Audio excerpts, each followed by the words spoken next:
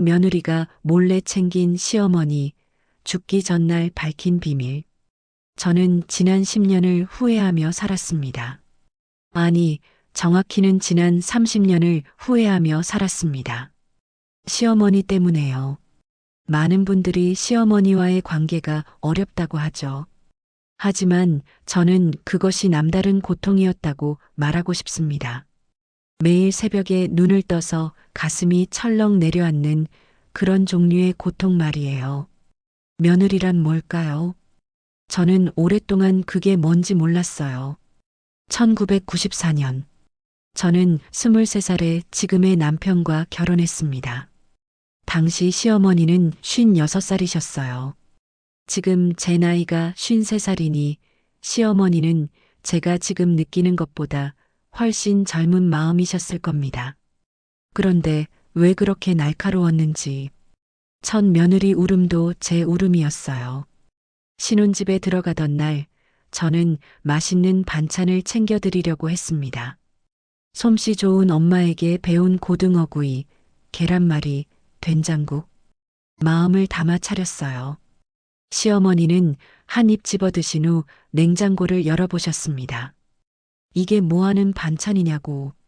우리 며느리는 반찬을 이렇게 짜게 만들어? 너희 엄마는 어떻게 키웠어? 저는 웃음이 나왔습니다. 하지만 그것은 웃음이 아니었어요. 울음을 참는 진동이었어요. 시어머니는 날마다 이랬습니다. 제 옷차림에 대해 한마디, 제 요리에 대해 한마디, 제 말씨에 대해 한마디. 마치 제가 세상에서 가장 부족한 여자인 양. 마치 저희 남편이 얼마나 불행한지를 증명해야 하시는 것처럼. 시간이 지나면서 저는 무뎌졌어요. 자포자기하는 것이 아니라 일종의 자기 방어였어요.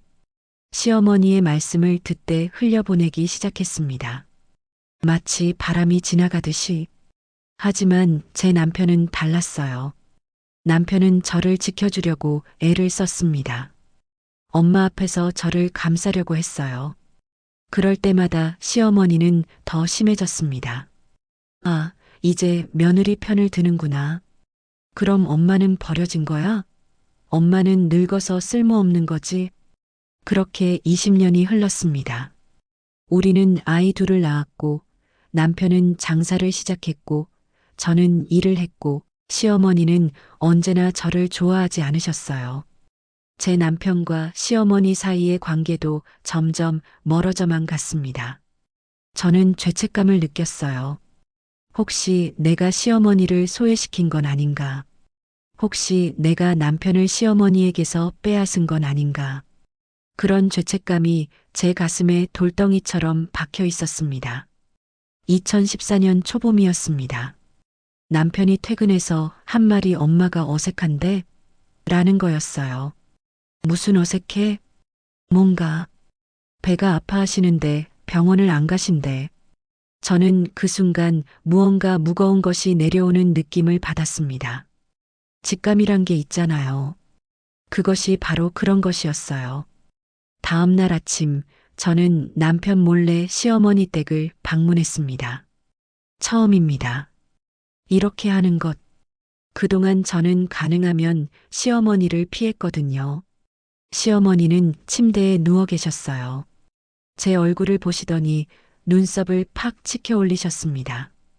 뭐하러 왔어? 남편도 보내지 말랬을 텐데. 하지만 그 말씀 뒤에 뭔가 달라진 게 있었어요. 목소리가 약했어요. 시어머니의 목소리라고는 생각할 수 없을 만큼. 그날 오후 시어머니는 병원에 입원하셨습니다. 위암 사기. 담당 의사는 저를 따로 불러 말했어요. 6개월 정도 남으실 것 같습니다. 진행이 매우 빠릅니다. 저는 그 말을 듣고 아무 생각이 들지 않았어요.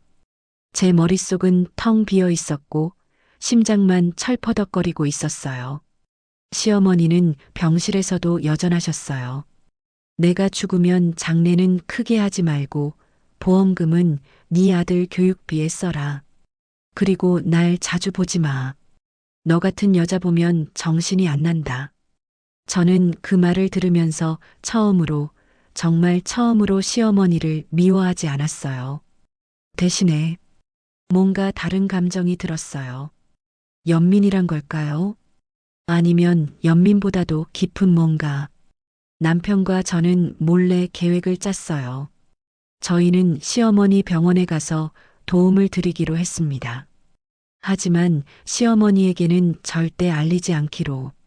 매일 아침 저는 일찍 일어나 반찬을 준비했어요. 의사에게 물어본 암 환자 식단에 맞게 시어머니가 좋아하실 법한 음식들을, 예전에 제 요리를 깎아내리셨던 그 사람의 입맛을 생각하면서요. 남편은 퇴근 후에 병원으로 가셨어요. 밤 12시까지. 그리고 저는 낮에 다녀왔어요. 저는 시어머니의 병실을 청소했습니다. 손톱을 깎아드렸고, 얼굴을 닦아드렸고, 계절 맞는 옷으로 갈아입혀드렸어요. 시어머니가 자신 있어 하셨던 분홍색 치마 저고리로요. 시어머니는 저에게 계속 쏘아댔어요. 이러지 말고 자기 가정이나 챙겨. 내가 죽는 게 싫어? 왜 이렇게 자주 와? 하지만 말입니다. 저는 그 말씀을 흘려보내는 법을 알게 됐어요.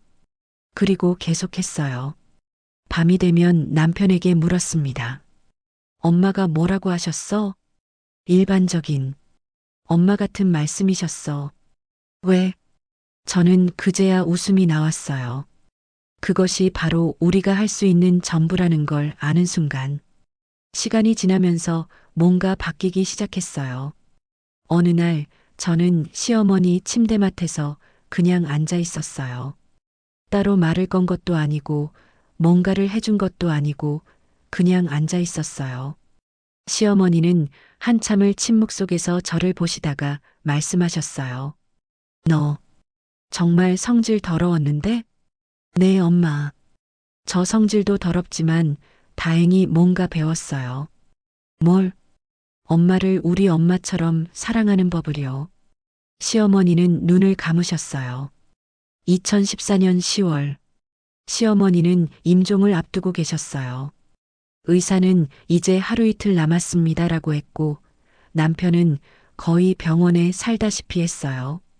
저는 아이들 학교를 끝내고 달려갔어요. 그날 오후 시어머니는 갑자기 선명해 보이셨어요. 마치 마지막 불꽃인 양. 계집애, 여기 와. 저는 시어머니 얼굴에 가까워졌어요. 내 손가락에 반지 빼줘. 저는 시어머니의 볼상만한 손을 잡고 반지를 빼드렸어요. 금반지였습니다. 이거 네가 가져. 그리고 네, 엄마. 내가 미안해. 저는 그 말을 듣고 숨이 턱 막혔어요. 미안하긴 뭐가. 엄마, 내가 너한테 너무 못했어. 그리고 그 다음 날 시어머니는 돌아가셨습니다. 장례식 이틀째 저희 남편은 어머니 방에서 봉투 하나를 가져왔어요. 시어머니가 남겨둔 편지였습니다. 아들, 그리고 그 아들의 아내에게. 저희는 떨리는 손으로 펼쳤어요. 내 아들, 그리고 내 며느리. 내가 죽으면 이 편지를 읽을 거야. 나는 하나님이 이것을 용서하실까봐 걱정이 돼. 하지만 쓰지 않으면 더 무거워질 것 같아. 그래서 쓴다. 내가 아마 너희들, 특히 내 며느리에게 얼마나 못했는지 너희는 모를 거야. 아, 얼마나 모를까. 너희 아버지, 내 남편은 날 때렸다. 매일 가정부처럼 대했다. 내 말에 귀 기울이지 않았고 내 뜻도 묻지 않았고 그냥 자기 말에 따르기만을 원했어. 나는 그 고통을 견디지 못했어. 그래서 미안해. 그 고통을 내 아들에게 그리고 그 아들의 아내에게 풀어냈어. 마치 내가 받은 상처를 누군가는 받아야 한다고 생각하면서 너희 며느리가 날 보호해줄 때, 날 닦아줄 때, 날 웃겨주려고 애를 썼을 때 나는 알았어. 그때 알았어. 그것이 사랑이라는 걸. 내가 평생 받지 못했던 그 감정이. 그래서 더 모질게 굴었어. 그것이 내 방식이었거든. 사랑받으면 받을수록 나는 더 상처를 주었어. 마치 내가 사랑받을 자격이 없다는 것을 증명하려는 듯. 이제 내가 가니까 너희들한테 말해주고 싶어. 내 아들, 내 아내가 나한테 해준 모든 것들을 잊지 마. 그것이 진정한 사랑이야. 내가 평생 받지 못했던 바로 그 사랑이야. 그리고 그 사랑을 나한테만 베풀지 말고 다른 사람들에게도 나눠줘. 왜냐하면 세상에는 나처럼 상처받은 사람들이 많거든. 그리고 내 며느리, 계집애, 나는 너를 봤어. 정말로. 처음부터 봤어. 내가 나를 위해 준비한 반찬들도, 밤새 내 손을 잡아준 손길도, 그리고 아무 말도 없이 옆에만 앉아 있어 주던 모습도. 나는 너를 사랑했어. 단지 그 사랑을 표현하는 방법을 몰랐을 뿐이야. 표현할 용기가 없었어. 그리고 용서받을 자격이 없다고 생각했으니까. 미안해. 정말 정말 미안해. 그 반지는 내 어머니가 나한테 준 것이야. 내가 못 받은 사랑의 유일한 증거였어. 그건 내가 평생 놔주지 않으려던 것인데 이제 너한테 줄 거야.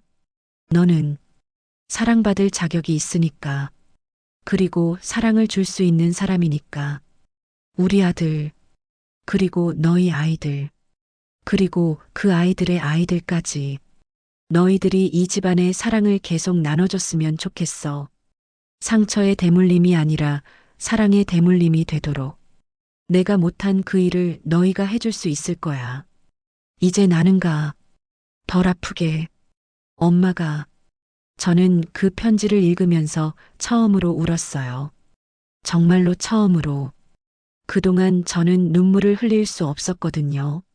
시어머니의 말씀 때문에 상처받았지만 그 상처를 누구에게도 말할 수 없었고 결국 그냥 참고만 있었어요.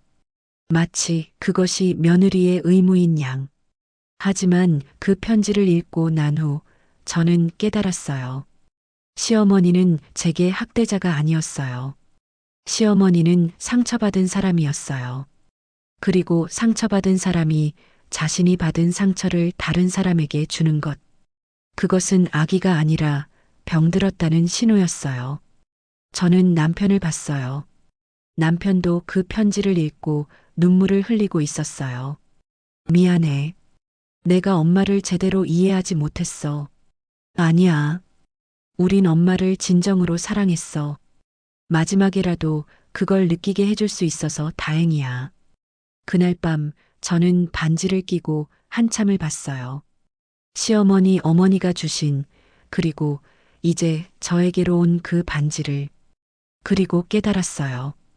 평생을 짊어지고 살아왔던 그 죄책감이 사실은 죄책감이 아니라 사랑이었다는 것을. 내가 시어머니를 피했던 이유는 그분을 미워했기 때문이 아니라 그분의 상처를 지켜내고 싶었기 때문이었어요. 내가 남편을 감싼 이유는 남편이 시어머니와 멀어지도록 하려고 했기 때문이 아니라 두 분 모두를 지키고 싶었기 때문이었어요. 내가 아무 말도 없이 옆에만 앉아 있었던 이유는 어떤 대사도 필요 없었거든. 그냥 함께라는 것만으로도 충분했거든. 지금 저는 시어머니 제사를 지낼 때마다 그 반지를 낀 손으로 절을 합니다. 그리고 매해 3월이 되면 저는 혼자 시어머니 무덤을 찾아가요. 남편이나 아이들한테는 알리지 않고 조용히 무릎을 꿇고 앉아서 말합니다. 엄마, 나 잘 지내고 있어. 엄마가 남겨주신 그 사랑으로, 엄마가 주신 그 반지로 내 가정을 지키고 있어. 고마워. 지금 제 딸은 23살입니다. 남편과 사귀는 남자친구가 있어요. 언젠가 그 남자친구를 데려왔을 때 저는 제 딸에게 말했습니다. 우리 딸이 시어머니가 되는 날이 올 텐데 그때는 제발 잔소리하지 말아줬으면 좋겠어. 상처는 대물림 되기 쉬우니까. 제 딸은 저를 봤어요. 그리고 물었어요. 엄마, 할머니가 엄마한테 그렇게 하셨어? 응. 근데 이제 알겠어. 그건 할머니의 유일한 표현 방식이었어. 그건 나쁜 게 아니라 그냥 아팠던 거였어. 제 딸은 침묵했어요. 그리고 저를 안았어요. 우리 모두는 누군가의 며느리이고, 누군가의 시어머니고, 누군가의 어머니고, 누군가의 아내입니다. 그리고 우리는 모두 상처받은 사람들이에요. 그 상처를 다음 세대에 넘기지 말고 대신 사랑으로 감싸서 넘기면 어떨까요? 시어머니가 마지막에 저에게 보여준 것이 바로 그것이었습니다. 30년의 갈등은 하루의 헌신으로 사라지지 않아요. 하지만 그 헌신 속에서 우리는 상대가 왜 그랬는지를, 왜 그럴 수밖에 없었는지를, 그리고 얼마나 사랑받고 싶었는지를 깨달을 수 있어요. 시어머니가 남긴 반지는 이제 제 손목에서 빛나고 있어요. 그리고 그 빛은 단지 금의 반짝임이 아니라 사랑의 대물림을 향한 소망의 빛입니다. 세상 모든 며느리들에게, 세상 모든 시어머니들에게, 세상 모든 가족들에게 용서와 사랑의 손길이 닿기를 바랍니다. 그것이 내가 지난 10년간, 아니 지난 30년간 배운 가장 큰 진리입니다. 구독해주세요. 그리고 알림을 켜주세요. 더 많은 분들의 삶 속에 숨어 있는 사랑의 이야기들을 함께 나누고 싶어요. 댓글에서 여러분의 이야기도 들려주세요.